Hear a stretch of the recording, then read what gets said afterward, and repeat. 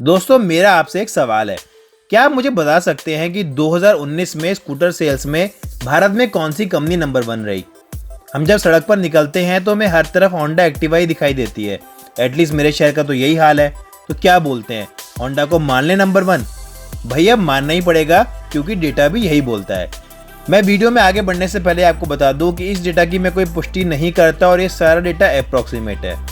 दोस्तों जब मैंने 2019 का स्कूटर सेल्स का डेटा एनालाइज किया तो मैंने पाया कि होंडा के सारे स्कूटर्स के मॉडल्स मिलाकर होंडा ने 2019 में लगभग 31,78,000 से ज़्यादा यूनिट्स बेची और इतनी धमाकेदार सेल और 54% मार्केट शेयर के साथ होंडा स्कूटर सेल्स में नंबर 1 की कंपनी रही।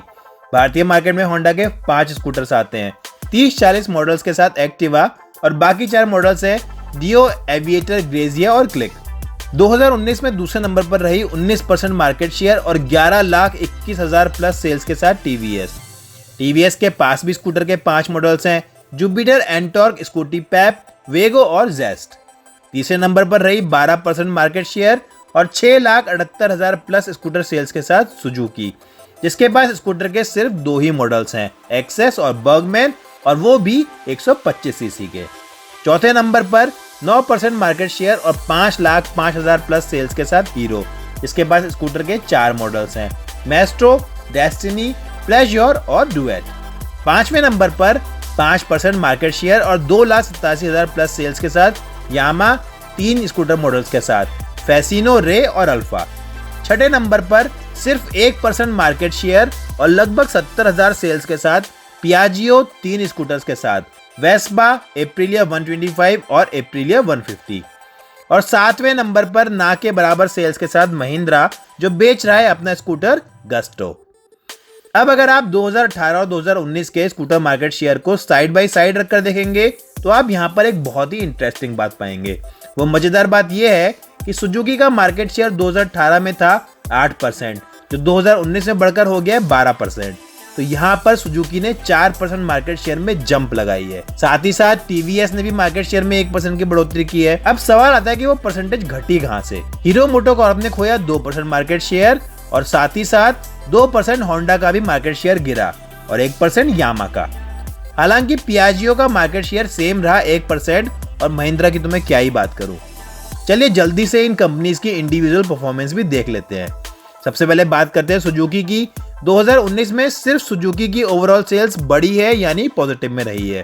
सुजुकी ने अपना स्कूटर लेट्स बंद कर दिया था। सुजुकी एक्सेस 2018 के कंपैरिजन में 2019 में काफी ज्यादा बिका, लगभग 92,000। साथ ही साथ सुजुकी की बर्गमैन स्ट्रीट जो जून 2018 में लॉन्च हुई थी, उसे भी मार्केट में बहुत ही अच्छा रिस्पॉन्स मिल रहा है और 2019 में उसकी सेल्स लगभग दुगनी हो गई।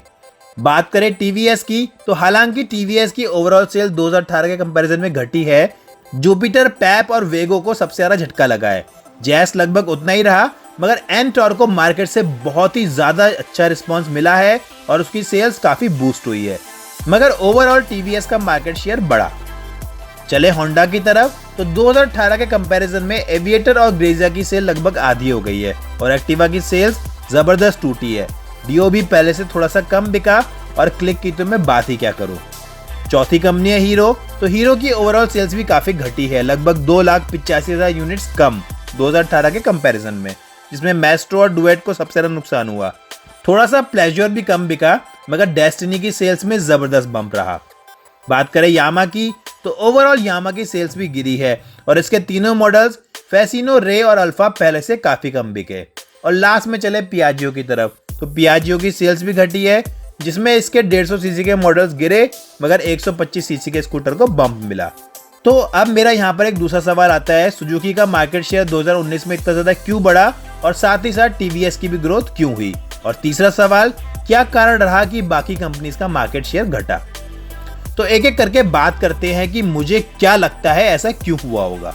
पहला, सुजुकी इसीलिए बढ़ रहा है क्योंकि उसका प्रीमियम स्कूटर बर्गमैन स्ट्रीट एक भारतीय मैक्सी स्कूटर है, जो भारत में अपनी तरह की ही एक एकमात्र पेशकश है। तो भारतीय अब इस स्कूटर के प्रीमियम सेगमेंट मैक्सी स्कूटर की तरफ भी काफी ज्यादा आकर्षित होने लगे हैं और इसे एक्सेप्ट करने लगे हैं। दूसरा, सुजुकी के पास सिर्फ 125 सीसी के स्कूटर है और टीवीएस के एंटॉर्क की सेल्स भी काफी अच्छी बढ़ी है।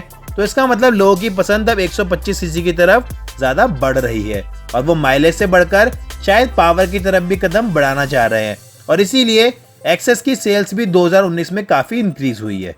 इसके अलावा सुजुकी ने एक्सेस को 2019 में अपडेट भी किया था, तो शायद उसकी वजह से सुजुकी को भी ज़्यादा फायदा मिला है। तीसरा, अब होंडा और हीरो के पास भी 125 सीसी की ऑफरिंग्स हैं।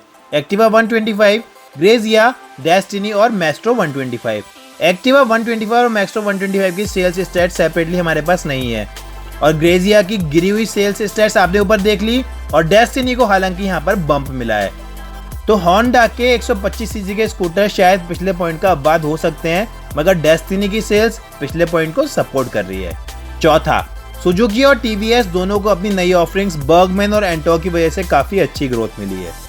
पांचवा, होंडा, हीरो और यामा ने काफी टाइम से कोई नए मॉडल नहीं लॉन्च किए हैं, तो शायद लोगों को कुछ फ्रेश नहीं मिल रहा होगा, इसीलिए इनकी ओवरऑल सेल कम हो गई है। छठा, होंडा का अपने तरीके का एकमात्र स्कूटर ऑफरिंग क्लिक शायद लोगों के दिमाग में ज्यादा क्लिक नहीं कर पाया, इसीलिए वो 2019 में धड़ाम से गिर गया। सातवां, अभी 150 सीसी के स्कूटर्स को लोगों के दिलों में अपना घर बनाने के लिए काफी लंबा सफर तय करना है, इसीलिए पियाजियो का मार्केट शेयर ना के बराबर ही है, सिर्फ 1% का। आठवां, यामा के स्कूटर्स मेरे हिसाब से भारतीय मार्केट में अंडर वैल्यूड है और इसीलिए यामा का मार्केट शेयर इतना कम है, मगर मुझे उम्मीद है 2020 फैसिनो और रे के मॉडल्स यामा के लिए कुछ अच्छा ही लेकर आएंगे। कीमतों की बात नहीं करूंगा क्योंकि कीमत सबकी लगातार बढ़ी ही है और हर कंपनी का अपना कुछ प्राइस डिफरेंशिएशन रहता ही है और BS6 अपडेट के बाद हर कंपनी के प्राइसेस में बम्प हुआ है। नवा, अब कुछ आप भी बता दीजिए, सब मैं ही बताता रहूंगा। क्या लगता है आपको, क्या कारण है कि 2019 में सिर्फ सुजुकी की सेल्स प्लस में रही? क्यों हीरो, यामा, टीवीएस और market leader Honda overall minus में रहे? नीचे कमेंट कीजिए अपने जवाब और मैं आपके लिए काम करता हूं एक और नए वीडियो के ऊपर। वीडियो को लाइक जरूर कर दीजिएगा और ऐसी जानकारी देखने के लिए अपने चैनल रेड टेस्ल को सब्सक्राइब कीजिए और make sure to press the bell icon. मैं आशीष मिलता हूं आपसे एक और ऐसे ही धमाकेदार वीडियो के साथ बहुत ही जल्द। तब तक के लिए नमस्कार।